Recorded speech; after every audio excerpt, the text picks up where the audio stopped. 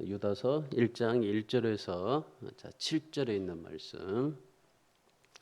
자, 우리 합독하겠습니다. 유다서 1장 1절에서 7절 말씀.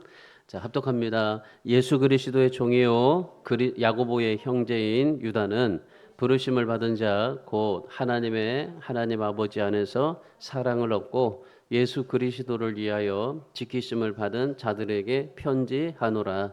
긍휼과 평강과 사랑이 너희에게 더욱 많을지어다.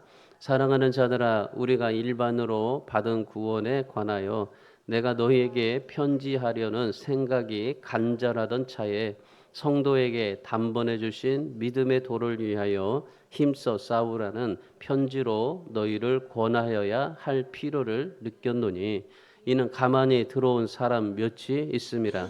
그들은 옛적부터 이 판결을 받기로 미리 기록된 자니 경건하지 아니하여 우리 하나님의 은혜를 도리어 방탕한 것으로 바꾸고 홀로 하나이신 주제 곧 우리 주 예수 그리스도를 부인하는 자니라. 너희가 본래 모든 사실을 알고 있으나 내가 너희로 다시 생각나게 하고자 하노라. 주께서 백성을 애굽에서 구원하여 내시고 후에 믿지 아니하는 자들을 멸하셨으며 또 자기 지위를 지키고 아니하고 자기 처소를 떠난 천사들을 큰 날의 심판까지 영원한 결박으로 흑암에 가두셨으며 소돔과 고모라와 그 이웃 도시들도 그들과 같은 행동으로 음란하며 다른 육체를 따라가다가 영원한 불의 형벌을 받음으로 거울이 되었느니라. 아멘. 영국의 찰스 황태자였던 그 다이애나 황태자비가 있었습니다. 잘 아시죠? 다이애나. 이분이 지금 한 18년 전에 교통사고로 죽으셨죠. 비극적인 죽음을 당했던 사람입니다. 이 다이애나 그때 나이가 겨우 36살이었었어요. 그러니까 영국의 황태자였으면은 그 영부인 아니에요, 영부인. 자, 근데 이 36살에 교통사고로 비극적인 죽음을 당했는데, 근데 이 다이애나는요 평범한 유치원 교사였었어요. 유치원 교사였는데 어느 날 찰스 황태자가 이제 결혼하자고 해서 결혼하게 된 겁니다.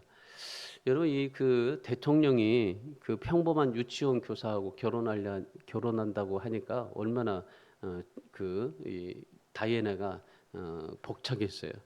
영국의 왕실의 가장 높은 사람이 되었는데 얼마나 벅차겠습니까? 평민으로 있다가 이 왕족이 되니까 얼마나 정말 감격이겠어요. 그러니까 이 한순간에 영국의 이 황태자비가 되었던 겁니다. 그러니까 평민 출신에서 갑자기 이 황태자비가 되니까 엄청난 신분의 변화를 가져오게 되었던 거죠. 근데 이분이 황태자비가 되고 나서 굉장히 많이 힘들었어요. 우리도 좀 알잖아요. 우리가 이 평범한 사람이 저 장관 딸하고 결혼한다든지 대통령 딸하고 결혼한다든지 그러면은 굉장히 좀 부담스럽고 하잖아요. 그 마찬가지였었습니다. 그러니까 다이애나가 이 평범한 유치원 교사였다가 이제 영국의 황실의 가장 높은 이제 그 자비가 되니까 황태자비가 되니까 얼마나 많이 그 부담스러웠겠어요. 그러니까 감당하기가 굉장히 어려웠어요. 이 다이애나가 이 평민으로 있다가 왕실의 왕족으로 신분의 변화가 이루어졌잖아요. 그러면은 이 그 황태자의 아내로서 그런 새로운 자아상을 그려놓고 나는 평민이 아니라 이제 나는 황태자이다라는 것을 생각하고 살아야 됐었어요. 이분이 늘 그런 마음으로 가지고 살아야 되는데, 그런데 이 다이애나가 그런 이 정체성을 가지를 못했어요. 그러니까 늘 그냥 나는 평민이었다가 갑자기 신분의 변화가 이루어지겠다라는 그런 생각만 했지, 신분의 변화를 이루어서 나는 이제 영국의 황태자비다, 이제 그런 마음으로 가지고 살아야 되는데 그렇게 살지는 못했어요. 그러다 보니까 이제 좋지 않은 소문들에 시달린 거죠. 야, 저 평민 출신 아무것도 아닌 게 저 영국의 저기 황태자비가 되어서 어떻게 꼬셨냐, 뭐 했냐, 막 이런 일들이 굉장히 막 이 소문이 있었던 겁니다. 그래서 그렇게 그런 소문에 시달리다가 결국에요 이 파파라치의 추격에 쫓겨서 교통사고로 죽게 되었던 겁니다. 결국에 이 황태자비가 이 자기의 신분의 변화를 이뤘으면은 신분에 맞게 좀 살았으면은 아마 뭐 그렇게 되지는 않았을 것 같아요. 그런데 그런 신분의 변화를 자기가 감당하지 못했던 겁니다. 여러분 오늘 예수 믿는 오늘 우리들도 마찬가지입니다. 우리가 예수님을 믿어서 구원을 받았습니다. 그리고 하나님의 자녀가 되었습니다. 여러분 우리가 세상에서 그냥 있다가 이 교회에 왔다는 것은요 엄청난 신분의 변화입니다. 그러니까 우리가 정말 그 죄의 노예로 그리고 사단의 노예로 살다가 하나님의 자녀로 됐다는 것은 엄청난 신분의 변화입니다. 그러니까 이런 신분의 변화를 이뤘다면은 우리도 마찬가지예요. 그 신분의 변화에 맞게 살아야 돼요. 그러니까 나는 그냥 세상에서 그냥 뭐 예수 믿지 않고 그렇게 살았던 사람이 아니라 나는 이제는 예수 믿는 사람이다. 하나님의 자녀다. 라는 신분을 가지고 삶을 살아가야 되는 겁니다. 이 요셉이라는 사람이 있는데요. 요셉이 어떤 사람이었냐면요. 노예였었어요. 노예였는데 근데 총리가 되었습니다. 노예였다가 총리가 되면은 어떻게 될까요? 아니 어떻게 노예가 우리나라 보면은 노비 아니에요, 노비. 노비가 어떻게 그 대통령의 그런 이 대통령 밑에 국무총리가 될 수 있을까요? 이거 상상하기 어려운 거죠. 우리나라 김대중 대통령도 상고 나와서 대통령이 되기도 했지만은 근데 대부분요 이 대통령이라면은 뭐 서울 연고대 출신들 뭐 이런 그런 정치에 그런 종로 1번가에 있는 사람들 이런 사람들만 대통령이 된다고 생각했지. 그때 당시에 그 김대중 대통령도 상고 출신이 대통령 됐다는 거 굉장히 이슈였잖아요. 그러니까 요셉도 마찬가지. 요셉이 노예였는데 국무총리가 된 거예요. 얼마나 신분의 변화입니까? 이 신분의 변화를 통해서 어떻게 돼요? 만약에 이 요셉이 내가 노예를 여전히 노예라고 생각했으면은 그냥 노예로 살 거예요. 근데 자기는 애굽의 총리다라고 생각하니까 총리로서의 자기 정체성을 가지고 살다 보니 총리로서 삶을 살아가게 된 겁니다. 여러분 우리도 마찬가지예요. 내가 늘 여전히 내가 늘 밑에서 있었던 그런 생각에 나는 이것밖에 되지 않는다라고 생각하면요 그것밖에 되지를 않아요. 근데 우리가 항상 내가 신분을 높여서 나는 이거다라고 생각하면은 그거가 될 수가 있게 되는 거예요. 그러니까 예수님을 믿었으면 우리가 신분의 변화, 새로운 자아상이 생기는 겁니다. 그러면 그 자아상의 정체성을 가지고 살아야 돼요. 그렇지 않으면요 다이애나처럼 그런 신분의 변화를 그냥 자기의 정체성을 가지고 못하다가 결국에 그렇게 시달리다가 죽을 수밖에 없게 되는 겁니다. 오늘 우리가 정말 하나님 앞에서 우리가 예수님을 믿고 하나님의 자녀가 된 것에 대해서 그 하나님의 자녀로서의 정체성을 가지고 삶을 살아가야 한다는 겁니다. 그래서 오늘 이 유다가 이 유다서를 쓰면서 우리에게 말씀하는 게 뭐냐면요. 우리는 예수님의 믿음으로 하나님의 자녀가 되었다. 구원받은 사람이 되었다. 그래서 구원의 확신을 가지고 살아라. 그렇게 말씀한 겁니다. 오늘 본문의 3절에 말씀해 보세요. 사랑하는 자들아 우리가 일반으로 받은 구원에 관해서 그러잖아요. 구원에 관해서 그리고 단번에 주신 믿음의 도를 위하여 힘써 싸우라라고 그렇게 말씀하고 계시는 겁니다. 오늘 이 유다가 이 유다서를 쓰면서 예수 믿는 사람으로서 예수 믿고 구원받은 사람으로서 어떻게 삶을 살아야 하는지에 대해서 말씀을 합니다. 오늘 이 성경의 유다서를 쓴 그런 유다는요 예수님의 형제입니다. 야고보의 동생입니다. 야고보는 어떤 사람이냐면요 낙타 무릎으로 유명한 사람입니다. 그러니까 이 요한복음 7장 3절에 보면은 유다는요 예수님을 믿기 전에는요 예수님이 십자가에서 돌아가시기 전까지는 예수님을 믿지 않는 사람입니다. 그러니까 예수님의 형제이면서도 예수님을 믿지를 않았던 사람입니다. 그런데 사도행전 1장 14절에 말씀해 보시면은 예수님께서 부활하시고 승천하시고 오순절 성령 강림의 사건이 일어날 때 그때 유다가 이제 성령을 체험하고 나서 예수를 믿게 됩니다. 그러니까 이 예수님이 돌아가시기 전까지는 절대 예수님이면서도 예수님에 대해서 그런 믿지를 않았어요. 그리고 나서 예수님이 돌아가시고 나서 성령 충만 받고 난 뒤에야 그때서 이제 예수님을 믿고 그리고 초대교회에 아주 중요한 인물로 이제 활동했던 오늘 본문의 유다였던 겁니다. 유다도 마찬가지였습니다. 뭐 예수님의 형제라고 해도 예수님이 계셨다고 해도 예수님을 믿지를 않았어요. 그리고 나서 이제 예수님이 죽고 나서 예수를 믿었는데 예수님을 믿고 나니까 자기의 그런 이 신분의 변화가 어떻게 이루어졌다는 거예요? 구원받은 하나님의 백성으로 이루어졌다는 겁니다. 그러니까 이 유다가 구원받은 백성으로서 우리는 살아보자라는 것을 오늘 본문에서 말씀하고 있는 거예요. 우리는 예수님을 믿지 않는 그런 삶에서의 삶이 아니라 이제는 예수를 믿고 난 이후의 삶을 살아보자라는 거였었던 거죠. 유다가 신앙생활했을 때는요, 로마가 기독교를 핍박했던 시기였었습니다.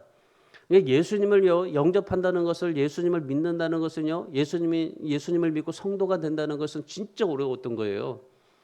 그러니까 그 당시에 로마가 기독교를 핍박했기 때문에 이 행복하고 편안한 삶을 포기해야만 했습니다. 고난과 핍박을 받아야만 했습니다. 오히려 예수를 믿었더니 오히려 더 잘되고 평안하고 행복하고 감사하고 기뻐해야 되는데, 그런데 예수를 믿었는데 고난과 핍박이 더욱더 심하게 된 겁니다. 그러니까 그 당시에 이 유다가 신앙생활을 했을 때는, 예수님을 믿었을 때는 그 기독교를 핍박하는 시기였기 때문에 굉장히 예수를 믿는다는 것이 굉장히 힘들었었던 겁니다. 이런 상황 속에서도요, 이 초대교회가, 소아시아를 중심해서 이 초대교회가요 엄청난 사람들이 숫자적으로 기하급수적으로 늘어나게 된 겁니다. 아니 세상에요, 핍박이 심하면은, 고난이 심하면은 예수를 안 믿을 것 같은데 오히려 더 예수 믿은 거예요. 우리가 이 코로나 터졌잖아요. 코로나 터지면은 예수 믿는 사람들이 더 늘어나야 될 것 같은데 오히려 뭐요? 더 줄었잖아요. 그러니까 오늘 우리나라는요 코로나가 터지니까 예수 믿는 사람들이 더 줄어들게 돼요. 그리고 우리가 환경이 그 모든 그런 삶이 어려웠게 되면은 더 예수를 믿기가 어렵게 되는 겁니다. 근데 이 초대교회는요 그런 고난과 핍박, 행복한 편안한 삶을 포기하고 오히려 예수를 선택했더니 고난이 오고 핍박이 왔는데도 사람들의 숫자가 더욱더 늘어난 거예요. 더 예수님을 믿으려고 애쓰게 된 겁니다. 그래가지고 소아시아 지방에요 교회가 하나씩 막 세워지게 되었어요. 이 복음의 역사가 그 당시에 굉장히 강렬했습니다. 많은 그런 교인들이, 성도들이 교회에 나오게 되었고 예수를 믿게 되었던 겁니다. 그런 이 복음의 역사가 강렬했지만은 그 당시에 소아시아 일대에는 어떤 것이 득세했냐면요, 이단들이 득세했어요. 어떤 이단이 득세했냐면요, 영지주의라는 이단이. 이 거짓 교사들인데, 영지주의가 뭐냐면요, 이 이원론 사상입니다. 그러니까 이 영지주의는 뭐냐면요, 우리의 영혼은 거룩하고 육체는 더럽다. 그러니까 우리 사람이요, 창세기 말씀해 보면 우리를 하나님이 흙으로 만들고 거기에다가 생기를 불어넣었더니 영혼이 됐다 그러잖아요. 그러니까 우리의 몸은요 영혼과 육체로 되어 있어요. 이 영혼과 육체로 되어 있는데, 그런데 이 영지주의자들은 영혼은 거룩하다. 그러나 이 사람은 악하다. 물질 세계는 부정하다. 그러니까 이 육신이나 물질 세계는 다 부정하고 악하다고 생각하고 그냥 영혼만 거룩하게 생각하고 살았던 거예요. 그러니까 이게 영지주의자들이었어요. 그러니까 그 당시에 이 유다가 지금 이 기록하고 있는 그때의 초대교회 당시에는 로마가 기독교를 핍박하고 있었죠. 그리고 영지주의자들이, 이런 이단들이 굉장히 예수님을 믿으려고 하는 많은 사람들을 방해했죠. 그러니까 진짜 예수 믿기가 힘들었던 시대가 바로 이때예요. 유다의 이때. 그러니까 영혼은 거룩하다는 거죠. 영혼이 거룩하니까 영혼만 구원받으면 된다는 겁니다. 그러니까 이 본래 우리의 육신은 악하다. 그러니까 육신은 책임질 필요가 없다고 생각한 거예요. 그러니까 자기 육신을 막 학대하기도 해요. 자기 육신을 자기가 그냥 이 육신은 악하니까, 부정하니까, 아무것도 아니니까 물질도, 그리고 이 육신도 그냥 자기를 그렇게 학대하고 그렇게 삶을 살았어요. 궁극적으로요, 예수님이 성육신한 것도 부정했어요. 왜 그러냐면 그들이 영지주의자들이 말하는 게 뭡니까? 육신이 부정하다는 거죠. 육신이 악하다는 거죠. 근데 육신이 부정하고 악한데 그 육신을 통해서 예수님이 나셨으니 예수님도 뭐 하다는 거예요? 예수님도 성육신을 부정한 거예요. 하나님의 아들이 아니다라는 것을 그들이 그렇게 생각했던 겁니다. 그러니까 오직 그냥 영혼만 생각했지 사람은 사람의 육체 모든 물질 세계 이런 모든 것들을 다 부정하고 살았던 게 영지주의입니다. 그러니까 이런 영지주의를 굉장히 영향을 많이 받았어요. 이런 상황 속에서 유다가 그 펜을 들어가지고 그 초대교회 성도들 소아시아 교회에 있는 성도들에게 이제 편지를 보낸 겁니다. 야, 우리는 하나님을 믿었으니 구원받았으니 하나님 앞에 교회 나왔으니 하나님을 믿는 백성으로서 하나님의 자녀로서 살아보자. 우리가 믿음의 도를 위해서 힘써 싸워서 한번 살아보자 라고 지금 유다가 얘기하고 있는 겁니다. 그러니까 우리가 이 믿음의 도를 위해서 싸우는 성도가 되어야 한다라는 것이 오늘 유다의 그런 궁극적인 편지의 목적인 겁니다. 자, 우리가 이 세상에서 삶을 살아갈 때 우리가 세상 사람이 아니라 우리는 교회 안에서의 예수 믿는 사람들 그리고 하나님의 백성들입니다. 하나님의 백성들 구원받은 사람으로서 우리가 어떻게 하나님 앞에 신앙생활을 해야 될까요? 믿음의 도를 싸워서 우리가 이기고 승리해야 되는데 정말 예수 믿는 사람들은 어떻게 신앙생활을 해야 될까라는 것을 오늘 유다가 그 초대교회 성도들에게 말씀하듯이 오늘 우리도 유다의 편지 속에서 오늘 내가 구원받은 백성으로서 이 시대에 어떻게 삶을 살아야 될까? 이 시대는 지금 그 시대와 달라요. 그 시대는 정말 이 로마가 기독교를 핍박한 시대였고 영지주의자들이 예수를 믿지 못하게 만들었던 시기였는데 오늘 우리는 너무나 편안하잖아요. 너무나 신앙생활 잘할 수밖에 없는 그런 삶이 됩니다.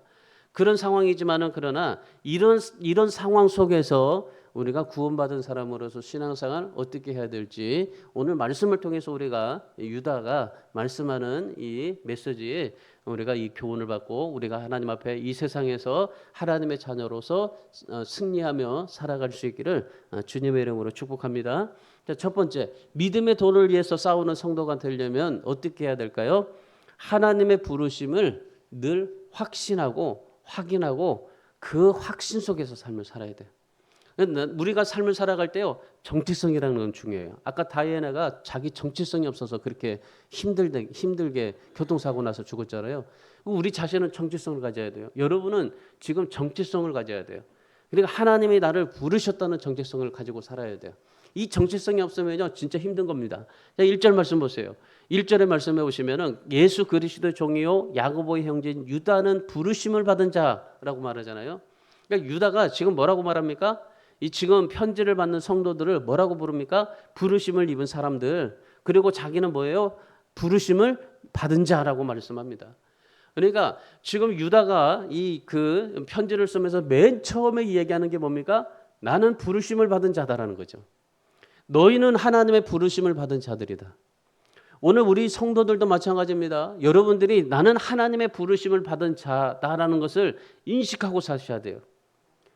그냥 그저 교회 나왔어라고 말하는 게 아니라 하나님께서 나를 부르셨기 때문에 교회에 나왔다는 그런 정체성을 가져야 돼요. 하나님의 부르심을 받은 사람으로서 살아야 돼요.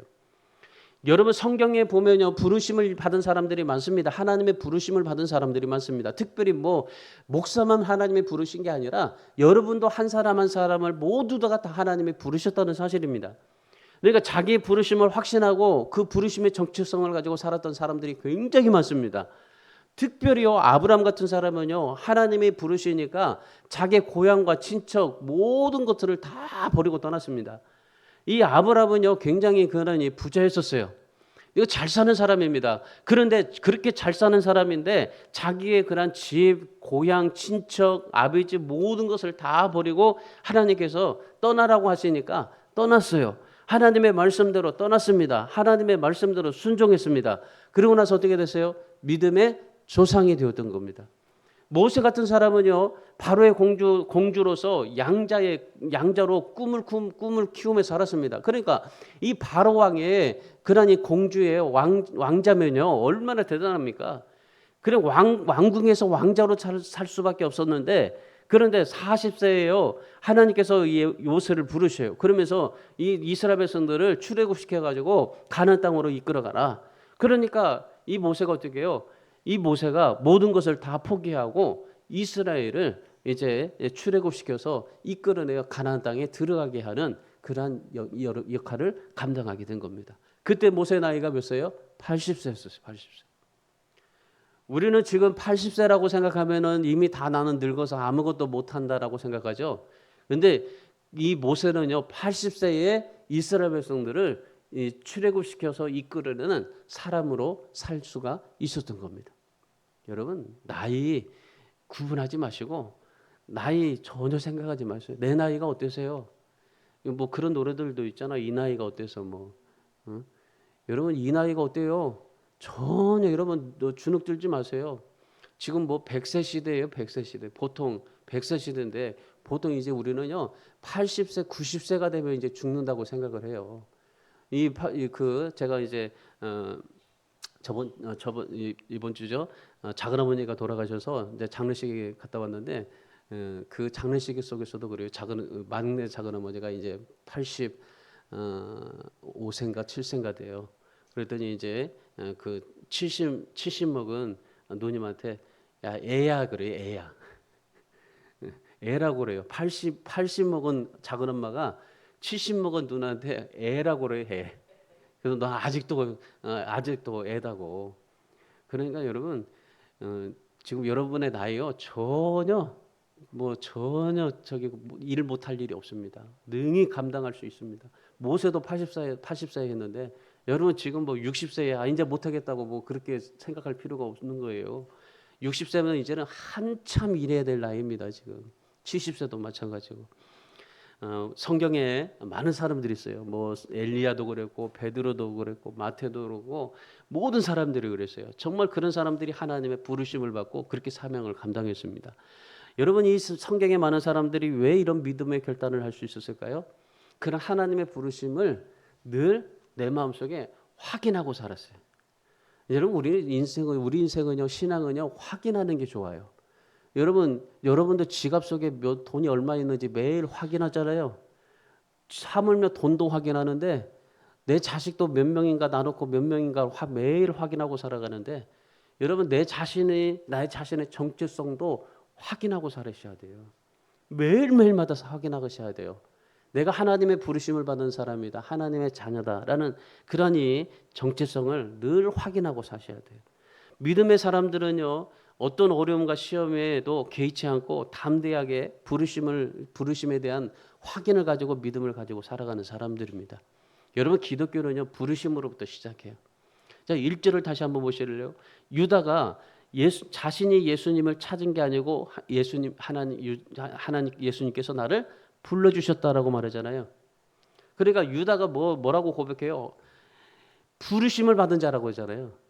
그러니까 내가 예수님을 선택해서 하나님이 나를 부른 게 아니라 예수님께서 나를 선택해서 나를 부르셨다라는 말입니다. 아브라함을 하나님이 먼저 부르셨나요? 아니요. 아브라함은 열심히 진짜 그 부자의 아버지의 그런 이 부자 집에서 태어나면서 그리고 자라면서 열심히 그냥 그렇게 먹고 살았어요. 그런데 아브라함이 갑자기 하나님을 부르셨어요. 아브라함을 찾아가서 부르셨다고 그래요. 하나님께서 아브라함을 찾아가셔서 아브라함을 부르셨다고 그래요. 그러면서 뭐라고 말씀하십니까? 내가 지시할 땅으로 가라고 그래요. 내가 지시할 땅으로 가라고 그래요. 그러니까 내가 지시한 땅이 아니라 지시할 땅으로 가라고 그렇게 말씀을 합니다. 아브라함이 그때 나이가 75세였었어요. 75세에 정말 편안하게 이제는 노년을 편안하게 이제 그냥 먹고 잘 살겠다라고 생각했는데 그 75세에 하나님께서 아브라함을 부르십니다. 부르셔가지고 내가 지시할 땅으로 가라, 가나안 땅으로 가라 말씀하십니다. 여러분 이런 그 아브라함이 그렇게 모든 삶을 그런 모든 것을 놓아두고 그렇게 떠날 수 있는 것은 쉬운 길이 아닙니다. 그럼에도 불구하고 아브라함은 하나님의 부르심을 받았을 때 명예, 지위, 재산, 학문 다 버리고 미련 없이 하나님 앞에 하나님의 지시할 땅으로 갔어요. 사명을 감당하러 갔어요. 여러분 오늘 우리는 마찬가지예요. 우리 신앙은요 사명을 감당하러 가는 삶이지 우리가 어떻게 사명을 감당하겠다라고 생각하는 삶이 아닙니다. 우리 신앙은요 하나님이 나를 부르셨어요. 하나님이 나를 부르셨기 때문에 내가 이렇게 교회 나온 겁니다. 여러분이 지금 이 교회 나온 것은요 여러분이 하나님을 선택해서 나온 게 아니에요. 절대. 여러분이 지금 교회 나온 것은요 하나님께서 여러분을 부르셔서 나오신 거예요. 부르셔서 여러분에게 지금 뭐 하시는 거예요? 여러분에게 사명을 주시는 겁니다. 여러분이 뭘 하겠다고 해서 하나님이 주신 게 아니에요. 하나님께서 여러분에게 이렇게 뭔가를 할 수 있도록 사명을 주셨기 때문에 여러분들이 지금 그렇게 나오셔서 여러분들이 사명을 감당하고 있는 겁니다. 그러니까 아브라함이 그런 믿음으로 순종했어요. 그랬더니 어떻게 돼요? 놀랍게도 하나님께서 이 아브라함을 75세에 사용하시잖아요. 100세에 아들을 주시잖아요. 우리는 도저히 생각할 수 없는 문제입니다. 어떻게 100세의 아들을 얻을 수가 있어요? 얻을 수가 없어요. 예수님께서도 이 마태복음 16장 24절에서 너 자신을 부인하고 내 십자가를 지고 그리고 나를 따르라 말씀하잖아요. 여러분 하나님이 나를 부르셨다는 사실을 늘 확인하고 사세요. 언제든지 무엇이든지 힘들고 어렵고 답답할 때마다 하나님이 나를 부르셨다는 사실을 확인하세요. 여러분 백화점에서 세일하고 경품에 당첨되고 로또에 1등에 당첨되는 그러한 비교되지 않는 부르심이에요. 하나님이 나를 부르셨다는 것은 하나님이 나를 부르셨다는 사실. 나는 하나님의 부르심을 입은 사람이라는 사실.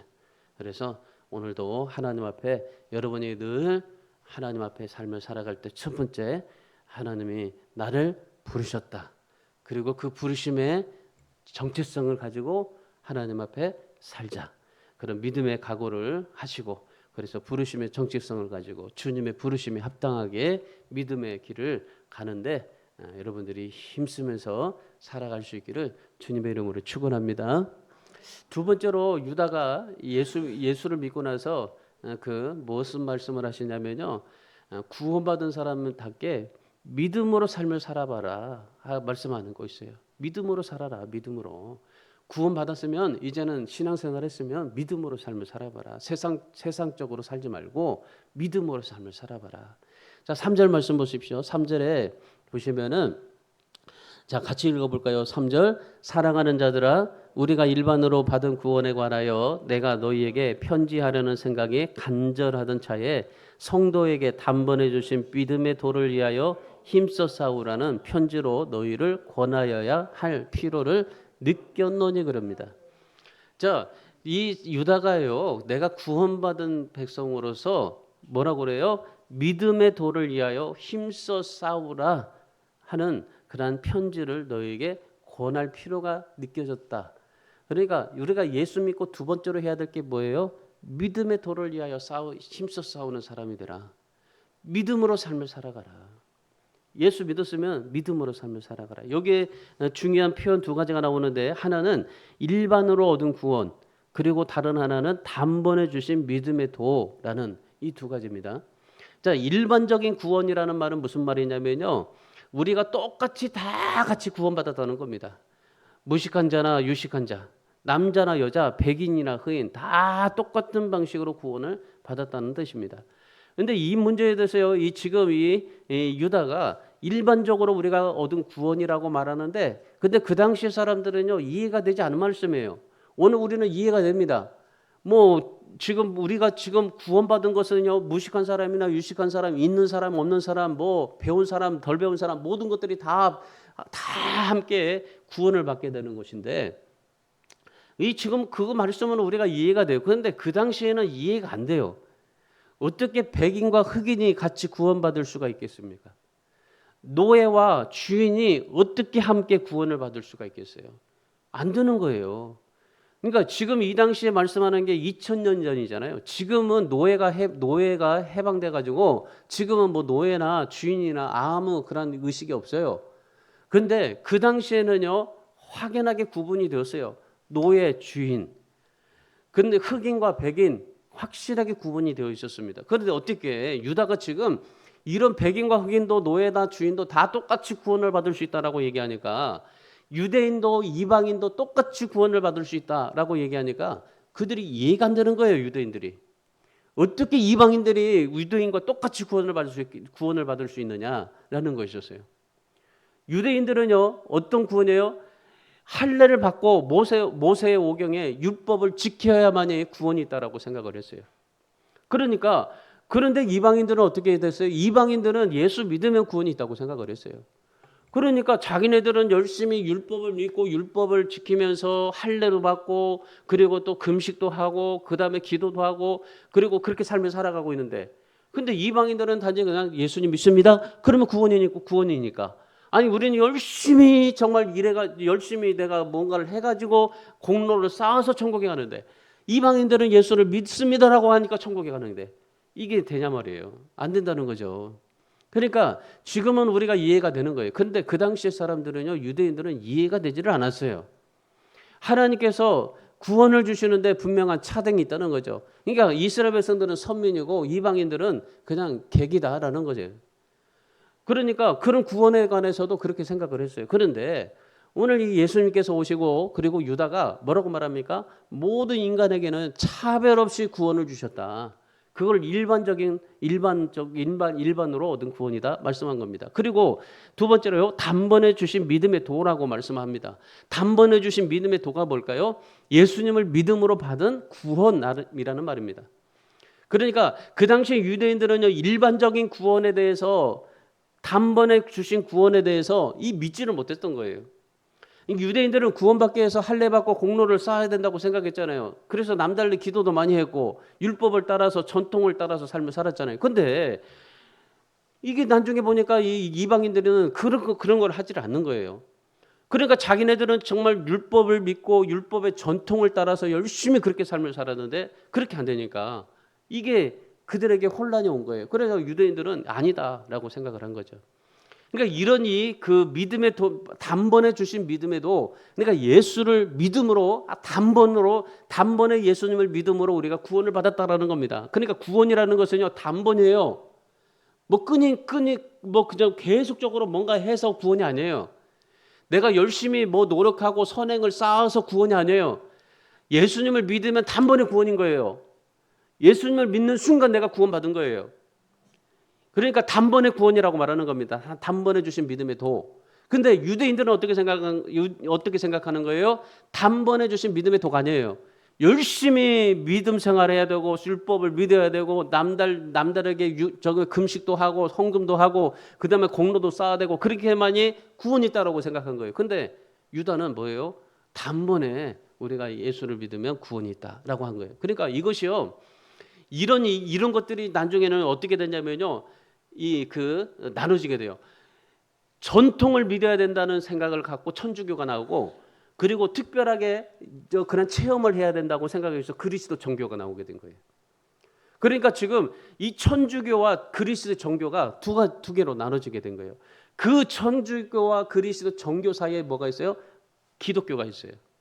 그러니까 기독교가 있는데 그 기독교에서 전통을 믿어야 된다고 천주교가 나간 거고, 그리고 특별한 체험이 있어야 된다, 영혼만 중요하다 생각해서 영주주의자들이 믿는 그런 사상을 가지고 그리스도 정교가 된 거예요. 그러니까 기독교의 중심에서 기독교는 뭐예요? 오직 예수 그리스도를 단번에 믿음으로 구원이 있다. 그렇게 믿고 있었는데, 근데 천주교는 열심히 공로를 쌓고 열심히 전통을 따르고 그리고 남다르게 신앙생활을 해야만이 구원이 있다라고 생각하게 된 거고, 그리고 그리스도 정교는 특별하게 체험을 해야만이 구원이 있다라고 생각하게 된 거예요. 그럼 이렇게 기독교가 이렇게 나눠져 버린 거예요. 그러니까 유다가 지금 얘기하고 있는 것은 뭡니까? 오직 예수님을 믿음으로 구원이 있다. 단번이다, 한 번이다. 그러니까 그 한 번 받은 구원을 가지고 흔들리지 말라는 거죠. 그러니까 우리는 한 번 예수를 믿었으면 한 번 구원받은 것이기 때문에 그 믿음 가지고 흔들리지 말고 그 믿음에 더 구원받은 그런 믿음으로 구원받은 구원, 그걸 가지고 힘써서 삶을 살아가라 말씀하시는 겁니다. 여러분, 우리 신앙에는요, 이 단번에 받은 구원, 이 믿음으로 받은 구원, 예수님 외에는 우리에게 다른 것이 들어오면 안 돼요. 예수님 외에는요 세상 것이 들어와서 우리에게 구원이 없어요. 우리의 구원은요 예수님밖에 없는 거예요. 여러분 세상의 시류와 싸우지 않고서는 결코 이 믿음 진리를 지킬 수가 없어요. 그래서 오늘 유다가 뭐라고 말씀하십니까? 진리의 전사가 되라. 믿음의 전사가 되라. 믿음으로 살겠다고 정말 그렇게 각오하고 살아라. 내가 단번에 받은 예수님을 믿는 믿음으로 세상을 살아봐라. 4절 말씀 보세요. 4절 말씀에 거기에 보면요. 가만히 들어온 사람들이 있다고 그래요. 예수님을 부인하는 사람들이 있다고 그래요. 초대교회는요. 예수님 외에 다른 것이 들어와서 이 지금 예수님을 부인하게 하고 성도들을 멸망으로 이끌게 하고 지금 거짓된 진리로 영지주의자들이 그렇게 지금 그 하나님의 은혜를 막고 있었던 겁니다. 그러니까 자기의 말만 해요. 다른 사람의 말을 듣지 않고요. 그러니까 자기 자신의 중심의 변화가 없어요. 자신의 정치성이 흔들리다 보니까 누구의 말도 듣지를 않는 거예요. 심각한 것은 뭐냐면요. 거기 4절 말씀에 맨 끝에 보세요. 예수님을 부인하더라 그래요. 예수님을 부인하더라. 예수님이 십자가에서 정말 그 죽으셨다는 것을 부인하더라라고 말씀하고 계시는 겁니다. 여러분 오늘 우리는요 정말 단번에 받은 구원을 가지고 하나님 앞에 사셔야 돼요. 여러분 신앙의 가장 아름다운 것이 뭔지 아십니까? 말씀 그대로 믿는 거예요. 내 생각, 자기 체험, 환상, 특별한 체험 없어도 돼요. 사실 있으면 좋죠. 있으면 더 하나님을 더 잘 섬기고 하나님에 대한 감격을 가지고 하나님 앞에 삶을 살아가니까. 그러나 없어도 괜찮아요. 뭐만 있으면 돼요? 기본적으로 믿음의 도. 이 단번에 받은 믿음의 도. 이것만은 절대 여러분들이 흔들리지 마세요. 그리고 이거 말고요. 여러분이 다른 것에 들어오게 하지 마세요. 그러니까 이 하나님 예수 그리스도의 십자가 그 예수님을 믿은 단번에 도 이거 말고 내 안에 다른 것이 들어올 수 있게 만들어 가지 마세요. 그래서 예수 그리스도의 십자가 하나님의 은혜만을 붙잡고 그래서 여러분도 예수를 믿었으니 이제는 유다와 같이 어떻게 사셔야 돼요? 믿음의 도를 힘써서 싸우는 그런 믿음의 전사들이 다 되시기를 바랍니다. 그래서 여러분이 믿음으로 사세요. 어떻게든지 믿음으로 사세요. 여러분이 어떤 환경과 여러분이 어떤 상황 속에서도요 믿음으로 사세요. 하나님이 나를 부르셨구나. 부르심 속에는 반드시 하나님이 놀랍게 계획이 있을 것이구나. 하나님의 미리 예비하신 축복이 있을 거구나. 라는 그런 믿음을 가지고 사세요. 예수 그리스도를 단번에 믿음으로 내가 구원을 받았으니 정말 그 예수님만 붙잡고 살겠다. 예수님만 의지하고 살겠다. 내 안에 예수님 말고는 다른 것이 내 안에 들어오지 않도록 내가 철저하게 그렇게 삶을 살겠다 하는 각오와 결심으로 하나님 앞에 살아가시되 이 믿음의 도를 힘써 지키며 살아갈 수 있는 여러분 되시기를 주님의 이름으로 축원합니다. 마지막 세 번째는요. 하나님을 원망하고 대적하지 말아야 된다는 거죠. 자, 유다가 아마 예수님의 형제지만은 예수님이 십자가에서 죽기 전까지는 아마 그랬던 것 같아요. 늘 예수님에 대해서 원망하고 대적했던 것 같아요. 예수님이 어땠습니까? 자기 그 부모를 공경하지 않고 맨날 뭐 돌아다니니까 어떻게 되겠어요? 아버지 어머니 좀 챙겨라. 뭐 그렇게 하지 않았겠어요? 그리고 아버지 어머니를 내 형제 자매라고 얘기하니까 어떻게 그렇게 말할 수가 있냐고. 어떻게 엄마를 내 자매라고 얘기할 수 있냐? 내 아버지를 내 형제라고 얘기할 수 있느냐? 아마 그런 얘기도 많이 했었을 것 같아요. 그러니까 예수님을 좀 원망하기도 하고 대적하기도 했었던 것 같아요. 자, 그런데 이 유다가 예수 믿고 나니까 그런 것들에 대해서 좀 이제 후회가 됐나 싶은 생각이 드는데 하나님을 원망하고 대적하지 말자. 자, 5절에서 7절의 말씀에 보면요. 하나님을 원망하고 대적해서 심판을 받았던 사람들에 대해서 유다가 소개하고 있습니다. 자, 5절의 말씀에 보시면은 누가 나와요? 거기에 보면은 애굽 백성들이 나와요. 주께서 백성들을 애굽에서 구원하여 주셨다는 그런 말이 나와요. 그러니까 하나님을 원망하고 대적하다가 심판을 받았던 사람이 누구냐면 그 애굽 왕 바로였던 겁니다. 애굽 왕 바로와 사람들은요 하나님의 말씀을 들었고 하나님의 능력을 체험했지만은 그런데 어떻게 돼요? 예, 그 부인했어요. 심지어 바로가 모세에게 개구리를 물러가게 해달라고 기도까지 부탁을 했는데도 불구하고 그런데 하나님을 믿지 않고 대적해요. 그러다가 결국에 어떻게 됩니까? 예, 그 홍해 바다에 수장되고 말게 됩니다. 이런 애굽의 바로 왕에 대해서 이제 얘기를 하고 그다음에 6절의 말씀해 보시면 누구를 얘기하냐면요. 사단을 얘기해요. 사단.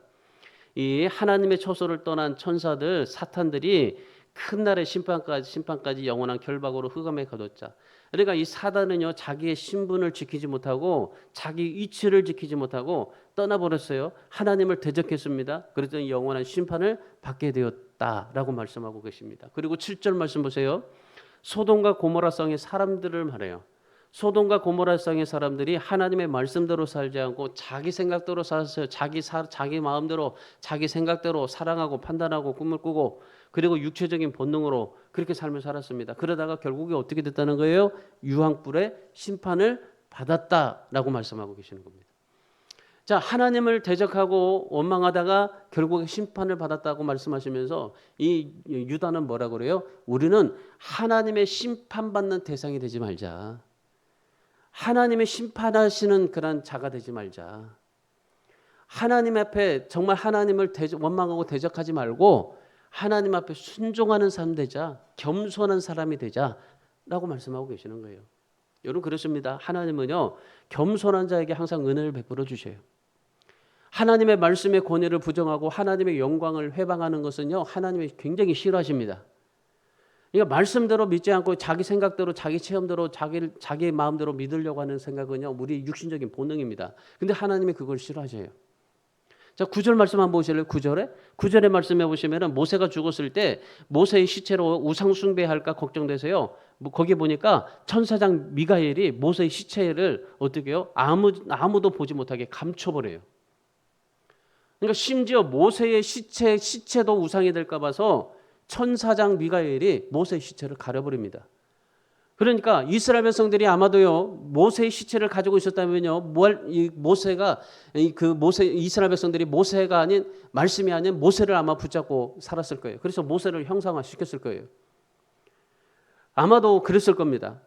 여러분 그래서 오늘 우리가 하나님 앞에 삶을 살아가야 될 때요 정말 우리가 하나님을 원망하고 대적하고 하나님 앞에 삶을 살아가는 것이 아니라 하나님의 말씀대로 순종하고 겸손하게 살아가는 것이 신앙생활의 세 번째 덕목이에요.